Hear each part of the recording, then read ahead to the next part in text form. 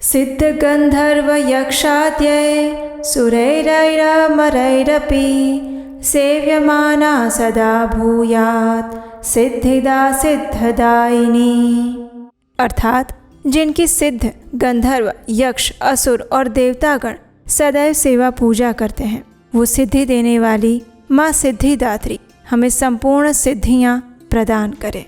शारदीय नवरात्रि के 9वें दिन माँ सिद्धिदात्री की पूजा अर्चना की जाती है। इस दिन को महानवमी के नाम से भी जाना जाता है। ये नवरात्रि का अंतिम दिन होता है और ऐसा माना जाता है कि संपूर्ण नवरात्रि के 8 दिनों तक की गई पूजा, उपासना और साधना का अंतिम फल सिद्धियों के स्वरूप में अंतिम दिन माता सिद्धिदात्री प्रदान करती हैं। तो आइए आज हम शारदीय नवरात्रि के माता सिद्धिदात्री से जुड़ी हुई इस सुंदर पौराणिक कथा का श्रवण करते हैं। आइए आज की नवरात्रि व्रत कथा आरंभ करते हैं। माँ सिद्धिदात्री कमल पुष्प पर विराजमान है। उनकी 4 भुजाएं हैं। दाएं हाथ में कमल पुष्प और शंख, बाएं हाथ में गदा और सुदर्शन चक्र शोभायमान है। माता ने लाल वस्त्र धारण किए हैं और उनका स्वरूप अत्यंत तेजस्वी है। वे समस्त सिद्धियों की स्वामिनी हैं और अपने भक्तों की सभी मनोकामनाओं को पूर्ण करती हैं। शिव पुराण और देवी भागवत पुराण में वर्णन आता है कि जब माँ कुष्मांडा ने इस ब्रह्मांड की रचना की थी, तब उन्होंने त्रिदेव यानी कि ब्रह्मा जी, भगवान विष्णु और भगवान शिव को भी अनेक प्रकार की विभिन्न सिद्धियां प्रदान की थी। भगवान शिव को उन्होंने 8 महासिद्धियां प्रदान की और 10 गौण सिद्धियां दी, यानी कुल 18 सिद्धियां प्राप्त हुई। और इन सिद्धियों के कारण ही भगवान शिव अर्धनारीश्वर कहलाए, क्योंकि माता की कृपा से उनका आधा शरीर देवी का हो गया। भगवान शिव को जो सिद्धियां प्राप्त हुई थी, उनके नाम इस प्रकार हैं: अणिमा, लघिमा, प्राप्ति, प्राकाम्य, महिमा, ईशित्व, वशित्व, सर्म कामावसायिता, सर्वज्ञत्व, दूर श्रवण, परकाय प्रवेशन, वाक् सिद्धि, कल्प वृक्षत्व, सृष्टि, संहार करण सामर्थ्य, अमरत्व, सर्वन्यायकत्व, भावना और सिद्धि।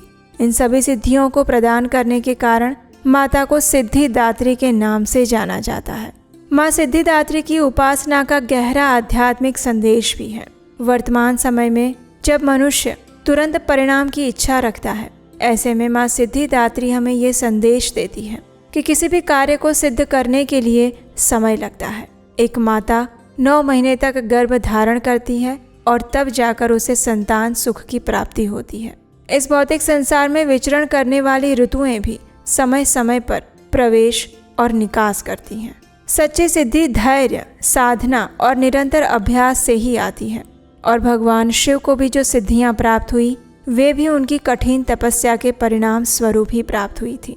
माता का संदेश ये है कि व्यक्ति को अपनी क्षमताओं को पहचानना चाहिए, उन्हें सही दिशा में उपयोग में लेना चाहिए और अपनी क्षमता अनुसार अधिक से अधिक कठोर तपस्या करनी चाहिए। तपस्या का अर्थ सिर्फ बाहर में जाकर या जंगल में जाकर रहना नहीं होता।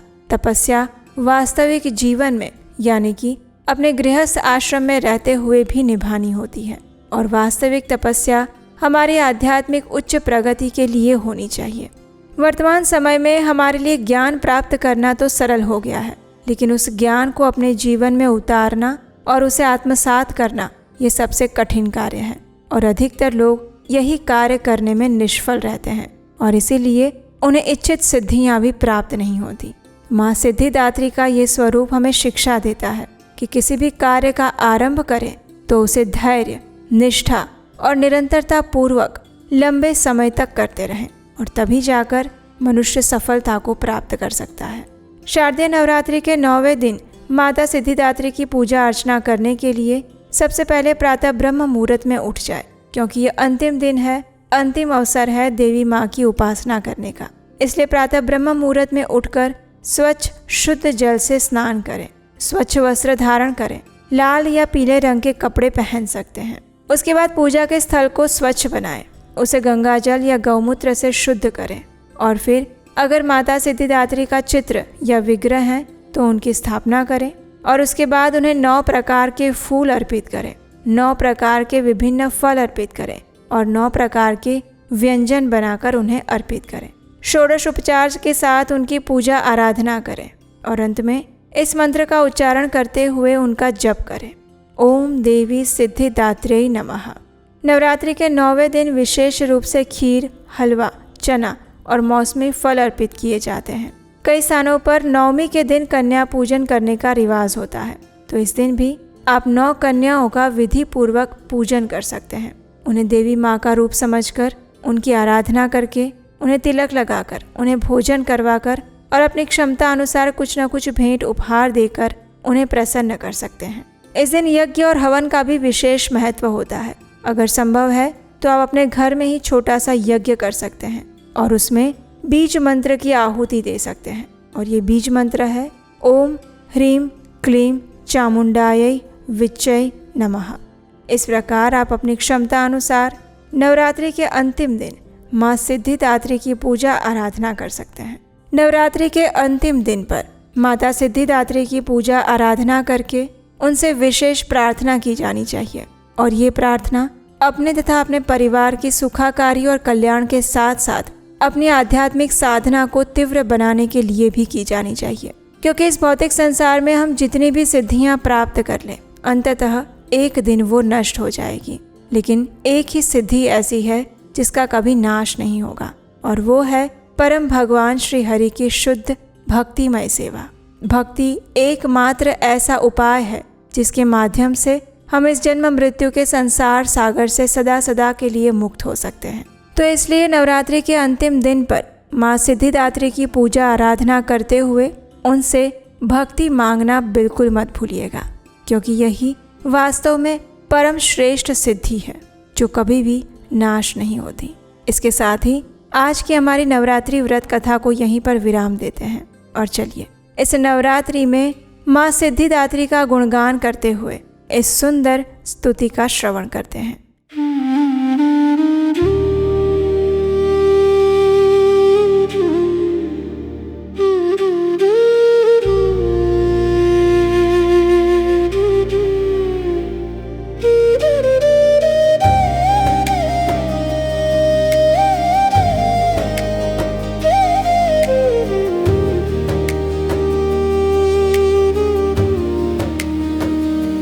जय सिद्धिदात्री माँ, तू सिद्धि की दाता, तू भक्तों की रक्षक, तू दासों की माता।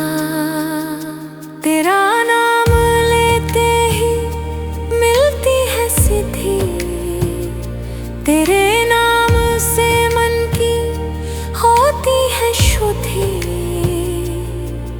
कठिन काम सिद्ध करती हो तुम, जब भी हाथ सेवक के सिर धरती हो तुम। तेरी पूजा में तो ना कोई विधि है, तू जगदम्बे दाती, तू सर्व सिद्धि है। रविवार को तेरा सुमिरन करे जो, तेरी मूर्ति को ही मन में धरे जो, तू सब काज उसके करती है पूरे, कभी काम उसके रहे ना अधूरे।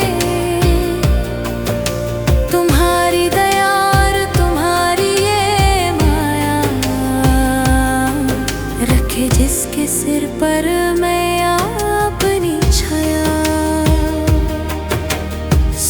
सिद्धि दाती वो है भाग्यशाली, जो है तेरे दर का ही अम्बे सवाली। हिमाचल है पर्वत जहाँ वास तेरा, महानंदा मंदिर में है वास तेरा। मुझे आसरा है तुम्हारा ही माता, भक्ति है सवाली तू जिसकी दाता। जय सिद्धिदात्री माँ, तू सिद्धि की दाता, तू भक्तों की रक्षक, तू दासों की माता। जय सिद्धिदात्री की माँ, तू सिद्धि की दाता, तू भक्तों की रक्षक, तू दासों की माता, सिद्धिदात्री माता की जय, सर्व सिद्धिदायिनी की जय।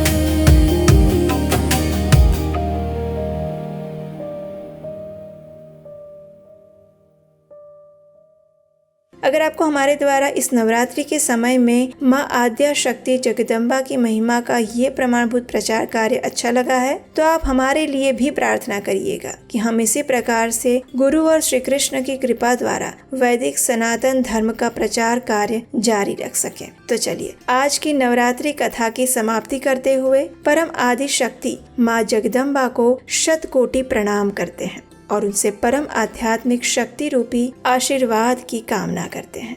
हरे कृष्ण।